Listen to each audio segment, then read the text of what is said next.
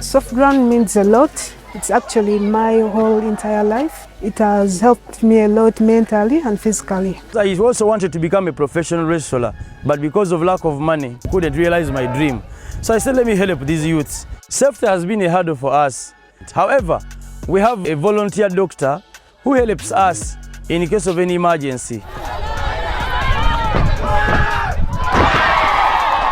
I prefer wrestling the mud ring because it defines the African way. My dream is to join good professional wrestling academies in the world like WWE, because I think I can do a lot and make something big for myself.